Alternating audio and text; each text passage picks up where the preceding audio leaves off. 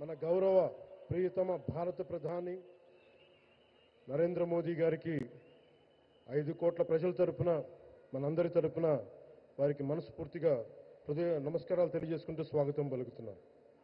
వేదికపైన ఆసీనులైన గౌరవ రాష్ట్ర గవర్నర్ గారికి అబ్దుల్ నజీర్ గారికి నా హృదయపూర్వక నమస్కారాలు. రాష్ట్రాన్ని ఒక తరం కాదు, ఒక ఎన్నికలు కాదు, 5 సంవత్సరాలుగా ఒక తరం కోసం ఆలోచించే నాయకులు శ్రీ గౌరవ ముఖ్యమంత్రి శ్రీ నారా చంద్రబాబు నాయుడు గారికి హృదయపూర్వక నమస్కారాలు. అలాగే వారి తండ్రి అడుగుజాడల్లో సమర్థవంతంగా తనకిచ్చిన అన్ని శాఖల్ని సమర్థవంతంగా నిర్వహిస్తున్న యువ నాయకులు లోకేష్ గారికి నా హృదయపూర్వక నమస్కారాలు.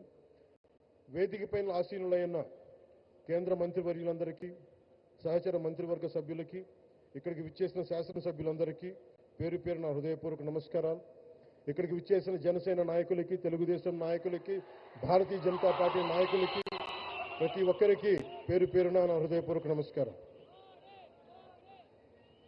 మనకి ప్రధానమంత్రి గారిని ఒకటే ఒక పదంతో పిలుస్తాం, కర్మయోగి. ఏ ఫలితాలు ఆశించకుండా దేశ సేవే పరమావధిగా ఆయన ఆలోచిస్తూ ఎలాంటి లాభాపేక్ష లేకుండా కేవలం ధర్మాన్ని పట్టుకొని డ్యూటీని, కర్మని ఏమాత్రం ఆశించకుండా చేస్తున్న అలాంటి వ్యక్తి మనం ఈ సమయంలో ఈ తరానికి వారు దిశానిర్దేశం చేసే విధంగా ప్రధానమంత్రి స్థాయిలో ఉండటం మనందరం చేసుకున్న అదృష్టం. One who performs duty with truth, righteousness and discipline without attachment to results and dedicates action to the protection of the motherland attains eternal glory. The statement perfectly describes Honorable Prime Minister Shri Narendra Modi ji. Our Honorable Prime Minister Shri Narendra Modi ji is not just leading a government, ఆయన ప్రభుత్వాన్ని ఒకటే నడపట్లేదు, 2 తరాల్ని నడుపుతూ ఒక alpha రాబోయే ఇప్పుడు పుట్టిన బిడ్డలకి దిశానిర్దేశం చేస్తున్నారు.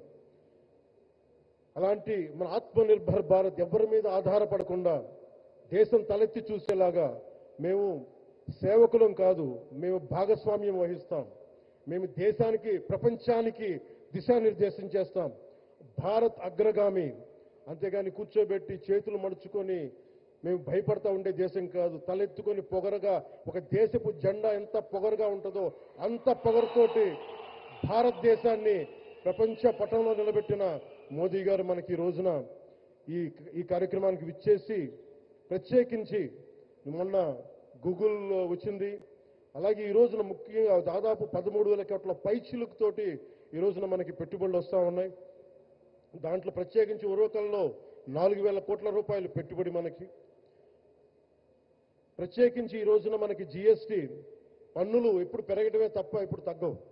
అలాంటి పన్నుల భారాన్ని మనకి మోదీ గారు వచ్చాక దాదాపు ప్రతి కుటుంబానికి సంవత్సరానికి, ఇందాక సోదరు లోకేష్ గారు చెప్పినట్టుగా, ఒక 20,000 రూపాయలు ఆదా చేసుకునే అవకాశం కలుగుతుంది. ఇది జిఎస్టీలో విద్య కానీ వైద్యం ఖర్చులకు భారం నుంచి సామాన్యులకు ఉపశమనం కలిగిస్తోంది. ఆరోగ్య బీమా, జీవిత బీమాపై జిఎస్టీ పూర్తిగా తొలగించడంతో పాటు వార్షిక ప్రీమియం 3,000 నుంచి 4,000కు తగ్గి అందరికీ ఇది అందుబాటులో ఉంటుంది. అలాగే విద్యార్థులకు కావచ్చు, ఇలాంటి ప్రతి ఒక్కరికి కూడా అన్ని రంగాల వాళ్ళకి ప్రత్యేకించి మనకి జిఎస్టీ వల్ల లాభాలని అందరికి అందించేలా ముందుకు తీసుకెళ్ళి ప్రతి ఒక్కరికి, గౌరవ ప్రధానమంత్రి గారికి, దీనికి సహకరించిన గౌరవ ముఖ్యమంత్రి శ్రీ నారా చంద్రబాబు నాయుడు గారికి, ప్రతి ఒక్కరికి నా హృదయపూర్వక ధన్యవాదాలు తెలుపుకుంటూ,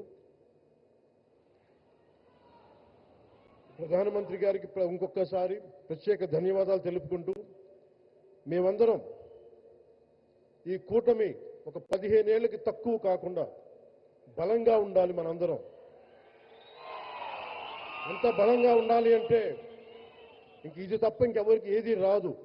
ఇబ్బందులున్నా ఉన్నా తట్టుకొని నిలబడి, ఎందుకంటే ఈ రోజున ప్రధానమంత్రి గారు మనకు వచ్చి అండగా ఉన్నారంటే ఈ పెట్టుబడుల్ని కానీ, ఈ నమ్మకాన్ని కానీ ఎట్టి మాత్రం సడలించకుండా మేము ముందుకెళ్తామని మీ అందరికీ తెలియజేసుకుంటూ, అందరం సమిష్టిగా పనిచేస్తాం.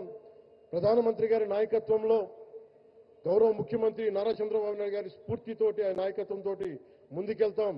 మేమందరం మీ ఆకాంక్షల్ని, వచ్చే తరం ఆకాంక్షల్ని ముందుకు తీసుకెళ్తామని తెలియజేసుకుంటూ సెలవు తీసుకున్నాను.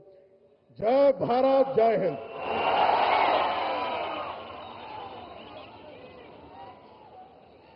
అనేక ధన్యవాదాలు.